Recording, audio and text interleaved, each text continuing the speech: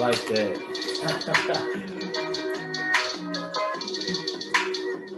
Woo!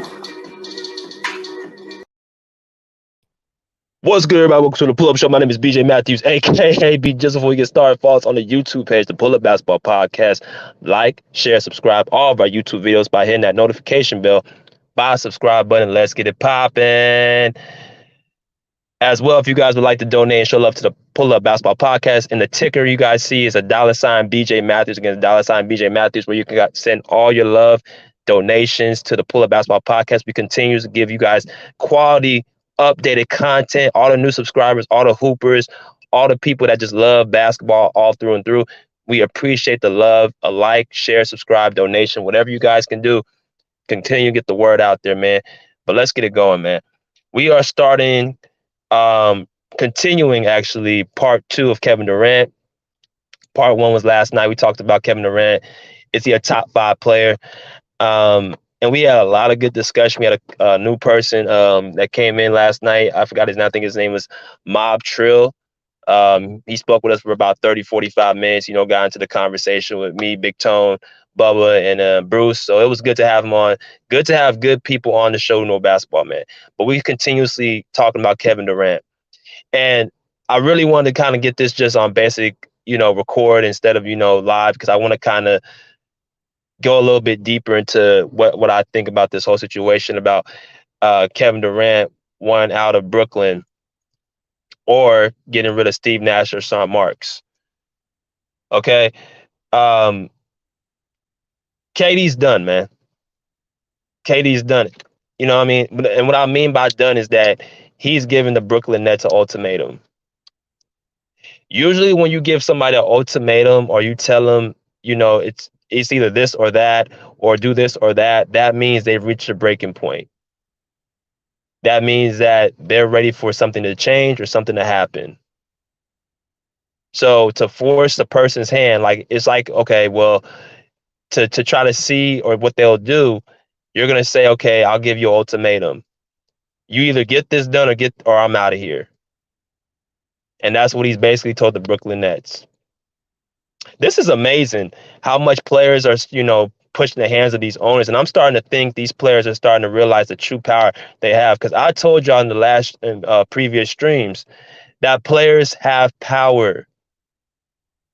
Okay, without the players, there is no NBA. There is no National Basketball Association. There is no National Basketball Players Association. There's no nothing. Why? Because the players are what brings and draws in the money.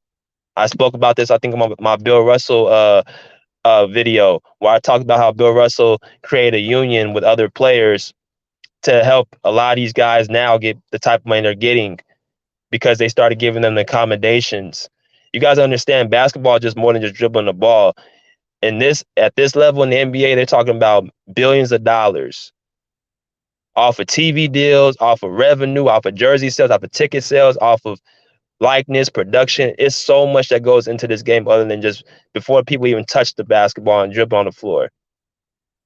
So owners have to not only just look at what's good for them, but also what's good for the players. If the players actually know their true power. But if you don't know your true power, then you're kind of like, you're kind of at a disadvantage. But nonetheless, let's get into the actual subject. Like I said, Kevin Durant's done. He has went to Joe Tsai. I hope I say his name correctly. Joe Tsai, the owner of the Brooklyn Nets, and basically told him in a meeting this past, I believe, Saturday, um, in London. He had a private meeting with Joe Tsai, and saying basically he wants to either be traded or he wants Sean Marks or Steve Nash to be gone. Okay, so if we go into the quote, this is what happened. This was reported by The Athletic, actually. Durant initially asked for a trade on June 30th. He hasn't backed off that request. At 33 years old, Durant has 4 years and $198 million left on his contract, which means Brooklyn, let me move this out the way, which means Brooklyn can be patient and weighing out teams for the kind of return it believes will eventually emerge for a star player reaching the trade market in his prime. Okay, so KD, we all know, it's been the talk of the summer. Is KD gonna leave? He asked for a trade request back in June 30th. Um, and initially he had, teams like the Phoenix Suns, the Miami Heat. Oh, I'm sorry, those are the two teams, the Phoenix Suns and Miami Heat, were teams that he's talking about being traded to. Later on, they talked about Philadelphia and then Boston. Like Boston and Philadelphia are now the two teams that are being talked about. Now, the meeting was reported by the Athletic source. That was the name of the source that reported that Joe Tsai and KD met up this weekend. Now, people got to also remember, all news is not quality news. This is why I make sure I bring out quality content for our podcast, me and my partner, Rick. When we have these discussions and we have these videos for you guys to watch, we want to make sure that we put out the right information or else we lose credibility. There's a lot of phony news out there. There's a lot of people who are looking for clickbait. There's a lot of people looking to be first instead of being correct, and it just contaminates the media, which makes people not want to trust them. So, is it true that KD and Joe Tsai met this past Saturday? I mean, if you look at the source, The Athletic, I'm not too particularly known about that source. I don't really know too much about them, but all indications prove that they did have somewhat of a conversation because nobody else came out and denied it. So I'm gonna have to just go with the flow and just say that they did have a meeting, and that Durant, did stick to his guns. He doesn't want to. He wants not only to be gone, but he also said if Steve Nash or Sean Marks is gone, I'm definitely wanting to trade. Okay, now pay attention to he still has 4 years and 198 million because we're gonna come back to that later. Now, in response, it's a two-way conversation. This is Joe Tsai, the owner of the Brooklyn Nets' Twitter. It's crazy that these guys have Twitter and stuff like that to have time to tweet. But he pretty much made it public on his Twitter page. He says, our front office and coaching staff have my support. We will make decisions in the best interest of the Brooklyn Nets. Okay, so understand Joe Tsai, like I said, is the owner of the Brooklyn Nets. This is the guy that's cutting the checks. This is the guy that has, this is his franchise. This is the billionaire. I don't know what his profession is, but the guy's a billionaire. Okay. So he's very bold in what he says, his statements. He's not afraid of like telling it like it is. Like he put on his Twitter right away. He didn't pull no punches. You didn't have to hear it from nobody else. You heard it from his mouth because he's like, I got money. When money comes power. And this is what Joe Tsai has. He understands. He says that the Brooklyn Nets will do what's best for the Brooklyn Nets. This goes back to what I said, that there's more than just dribbling a basketball when it comes to this basketball thing. You gotta know what makes another person tick, what makes another person who's his loyalty to. Well, Joe Tsai said his loyalty is to the Brooklyn Nets, which means it's the front office and the coaching staff. You gotta understand what makes sense to guys like players and fans and people may not do. They're not the same as the owners. As a matter of fact, a lot of times these owners don't even care a lot about winning.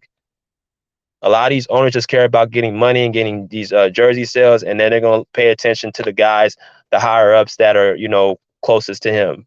One of the reasons why I think Joe Tsai said what he said is because he's thinking, okay, well, how much more do Kevin Durant and Kyrie want? We've already given Kyrie Irving so much leeway this season, gave him accommodations that no other player has got him playing, being a part-time player.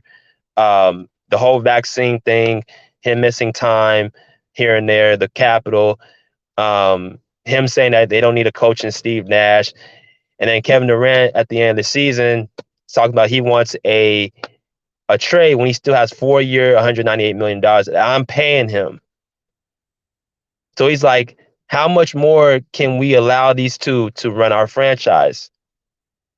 So I think Joe Tsai is looking at like, we're going to do what's best for us now. We've done everything that's best for you guys. We tried to make it work, work with y'all and y'all accommodations. Now you guys need to honor your side of the contract. You guys just can't come in here and just tell us what we're going to do because y'all get a little bit uncomfortable. So now it's a game of tug of war. Who's gonna cave in first? Okay, that's what Joe Tsai's made it pretty clear. Like he's not caving, and he's made it publicly known. I think Joe Tsai's looking at it like we gotta get back control of our franchise and our organization, our business. That's what Joe Tsai is saying. Okay. Now, I want to go through a couple of little things. First of all, I want to talk about what Kevin Durant said. He said he's done with Sean Marks and Steve Nash. Okay, let me start with Sean Marks, man. Um, do I think Kevin Durant particularly hates Sean Marks or particularly hates Steve Nash? I don't think it's about him hating. I don't think he hates them. I think Kevin Durant looks at it like he's a basketball player. That's what he is. But I also look at it, I think Kevin Durant's like saying, okay, what are we doing? You know what I'm saying? You know, all you got to look at, like I said yesterday, that one of the players that have been through a lot this entire season, you can argue he's been through the most, has been Joel Embiid. With the whole Ben Simmons saga, with the whole roster changes in and out, the bad coaching of Doc Rivers, the horrible play of James Harden, and he still went through all that and still was able to keep afloat that Philadelphia 76ers team. Okay. Kevin Durant went through a lot of stuff this year too. Like I said, he had to go through a lot of the season without Kyrie Irving. He had to go through James Harden wanting coming in out of shape, um, and then going out and going to another team. He had to deal with the bad coaching of Steve Nash, who ran him down the drain last year against the Milwaukee Bucks, where the dude played damn near 50 minutes in the game and didn't give him no rest. Used him like he was some type of machine. You have to look at, he had to go through like injuries and stuff like that. And at one point, KD had the Brooklyn Nets as a #1 seed in the Eastern Conference. I don't know if people realize that. The Brooklyn Nets, when Kyrie Irving was out, when James Harden was, going through his little spell, not, playing to his level, and Ben Simmons not playing at all, he had him at the #1 seed during the season. So I wonder if he's thinking in his head, like, damn, I've been killing myself trying to keep this ship afloat. When is somebody gonna help me out? Let me go ahead and ask for some things, 'cause I feel like I've deserved them. Let me start with Sean Marks. Sean Marks, um, when are you gonna build a roster that's gonna be based off of our strengths? They add a couple new pieces in TJ Warren and Royce O'Neal, who I think is gonna help them. They re-signed Patty Mills. They still have Seth Curry. Um, I think KD's looking at Sean Marks is like, okay, well, I need to. I don't trust your decision on making a roster, as well as I don't believe that you have particularly been fair to Kyrie Irving. I think at some point, I think KD was looking at. He's always had his loyalty to Kyrie. I told y'all this before. I said KD's loyalty is to Kyrie Irving, not the Brooklyn Nets, and I think the Brooklyn Nets have peeped that. Now, I want to go through a little small thing. Kyrie Irving, there was a little post last week. They were saying that there was a source that said that Kyrie Irving hates these guys. He feels that Nash is a terrible and Marks is bad. Now, remember I told y'all have to pay attention to who the source is, because it could be true and it could not be true. Because right away, Kyrie Irving's agent came out and denied that. And she said, I quote, "I'm not sure where the narrative is coming from, but Kyrie does not hate Steve nor Sean. That's a part of his being. No, that's not part of his being, nor how he represents himself in the world. He's about peace, love, and acceptance." His agent and stepmother, Shantilla Riley Irving, told the Post. Now, that's what Kyrie Irving's stepmother, that's his agent, it looks like. And also, when he said, she also added on, when the agent declined to comment on whether Irving agrees with Kevin Durant, who reportedly wants Marks and Nash fired. So she was very quick to defend Kyrie, but she was very quick to shut down anything about Kevin Durant.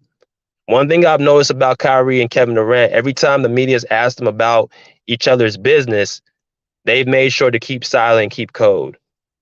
They've made sure not to, say anything that could cause each other, you know, any type of uncomfortable conversations out there, and ask uncomfortable questions, because that's what a lot of the media tries to do. They want to try to pin guys against each other and say, "Oh, this person said this person said that." It's nothing more than just, somebody slipping up and saying something for a story to come out, right? And when I look at that, I'm saying, okay, that revolves around being loyal to somebody. When you're hush hush about somebody else's business, when somebody asks you, they'll either say, "Go ask that person," or "I don't know." That's code. So, like I said, Katie and Kyrie have loyalty to each other. Skip and Shannon, Undisputed, can say all they want that Kevin and Kyrie have somewhat fall out, and Kevin, he um he betrayed Kyrie Irving because he wasn't fully behind him in the whole vaccination thing. Even though I don't understand how that could be the case, because every time they asked Kevin Durant about Kyrie Irving, Kevin always gave his support to Kyrie, saying that we miss him here, we love him, we can't wait for him to come back. So I don't know what Skip Bayless is talking about, that Kevin has not defended Kyrie Irving. Kyrie Irving has voiced his um, commitment back to the Brooklyn Nets. He said he's going to be playing next season with the Brooklyn Nets. He's fully committed. So that goes to show you that the vaccine was the real issue, not that Kyrie Irving did not or hate basketball, didn't want to play anymore. It was the fact that he didn't want to put something in his, he didn't want to go through with the whole vaccine situation. So again, that's him, Kyrie and Kevin Durant's relationship. They're not going to go against each other for any means.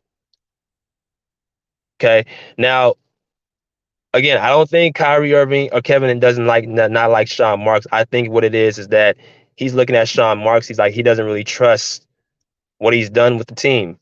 They've been playing the last 2 out of 3 years, and they have not gotten over the hump. So I don't think he particularly trusts Sean Marks.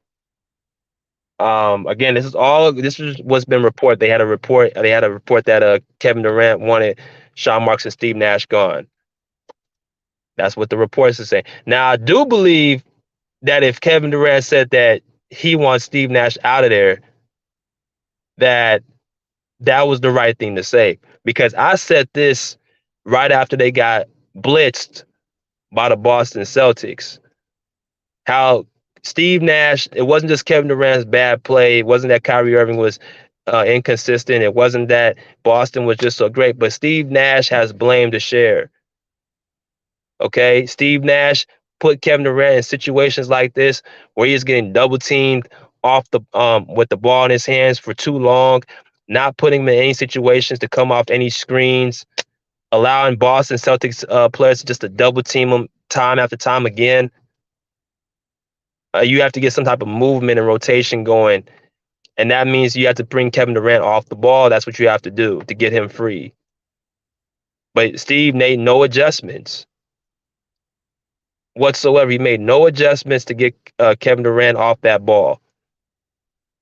Now, what's really weird is that I understood that Steve Nash was not a great coach, and people can say because he's only in his second, third season, but I'm just talking about um, basic understanding and knowledge of the game, and just being able to adjust and make adjustments. Like, that's a simple adjustment to make, just to take somebody off the ball. That's not something you have to be a rocket science to know. Like, you ain't got to be a basketball savant. You just have to know the game to a certain level. Okay.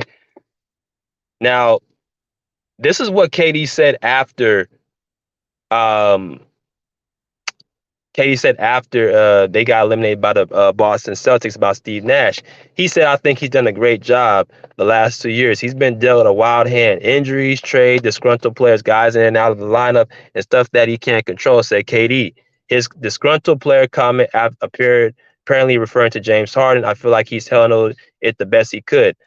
Specifically, Durant was asked by Ian Begley of SNY how he believed Nash has handled the job in second year in the head chair.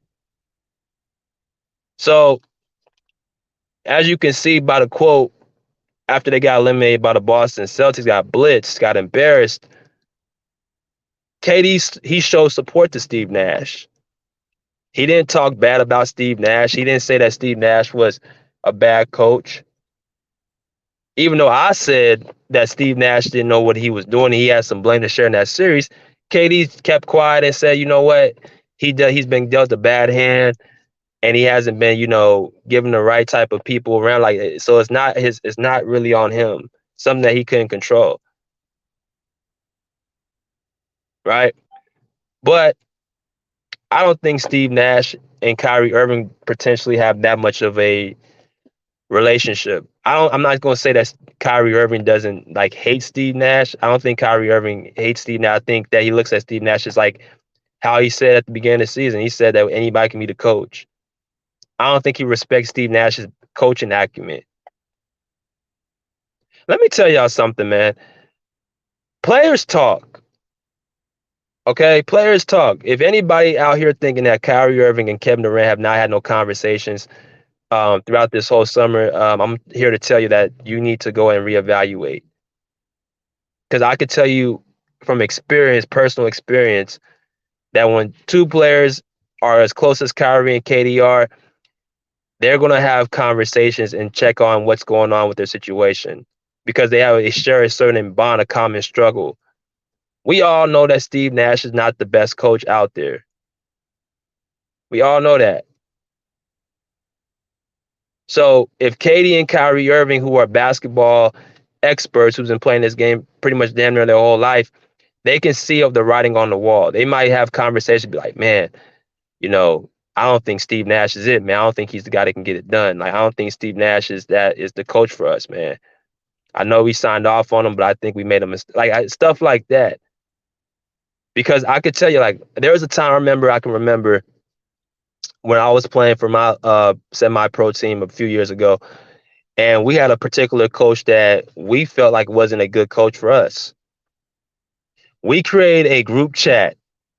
I think all 8 to 10 of us talking about how, we don't want the coach here no more. We went to the owner of the team and we're voicing our opinion, saying that we don't think coach such and such is a good fit for us. Here's the reasons why. Like, players, man, we are just like, that's like how these owners and GMs and coaches talk with each other, man. You don't think the players go and talk with each other? You don't think that the players actually have cell phones, have communication where they talk about how the coaches are not a good fit? Nah, man, because I'm telling you, they want to win just as much as these coaches and other players want to win. They want to win more than anybody. Because I already told you, the owner doesn't particularly care all the time about winning. He cares about what's good for money. And what's good for money may not be winning. Well, how does that work, BJ? Well, it's simple. If I have a situation where I'm trying to, sell tickets, like, so look, take the Charlotte Hornets, for instance. As long as they got a guy like LaMelo Ball or somebody who can put butts in the seats, they're not particularly, on a rush to try to, add this player, add that player to try to get a championship. They're content with just making the revenue, to making the money. Because these guys didn't become billionaires just for no reason. They did it by making decisions based off of, making money first. So Joe Tsai, I can tell you right now, is pretty much knows how to make money.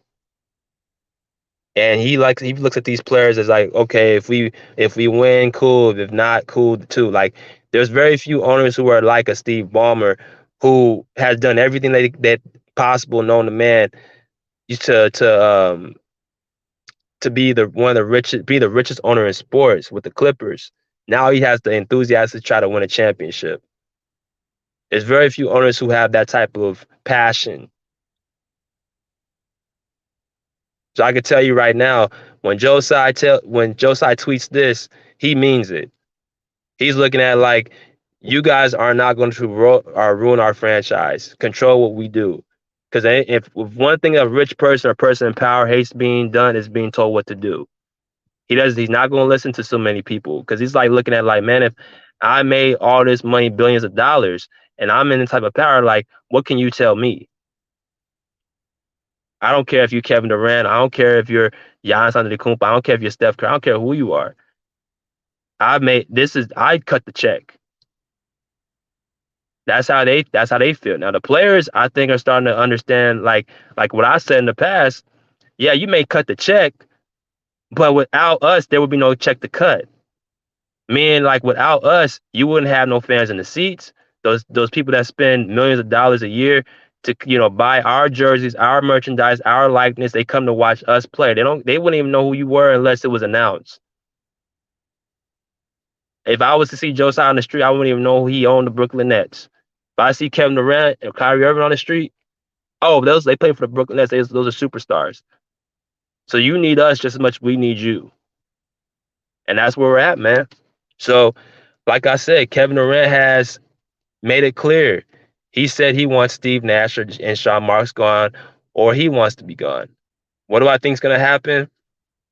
I don't think anybody's going anywhere for right now because the Brooklyn Nets are asking for ridiculous things to get Kevin Durant. I think I saw one report saying the Brooklyn Nets wanted Jason Tatum and Jaylen Brown and picks for Kevin Durant. Now that's just ridiculous. I can understand one getting Jaylen Brown, Marcus Smart, and Robert Williams, and probably a couple picks for Kevin Durant to pair up with JT. That's a fair trade. But you asking for two of my best players. We just beat y'all, and you asking for two of our best players to start off, bro. That's just too much. For a guy who's 34 years old, who has had an Achilles tear, who again just lost, got blitzed. Um, that's why I asked last night: is Kevin Durant still a top 5 player? But we'll see what happens, man. Um, it's gonna get interesting the rest of this off season. We got about 7 more weeks till training camp starts. So I can't wait, man. Continue, like I said, hit that like button. Follow the Pull Up Basketball Podcast, Pull Up C, Pull Up Chat, Pull Up. Peace. I like swimwear.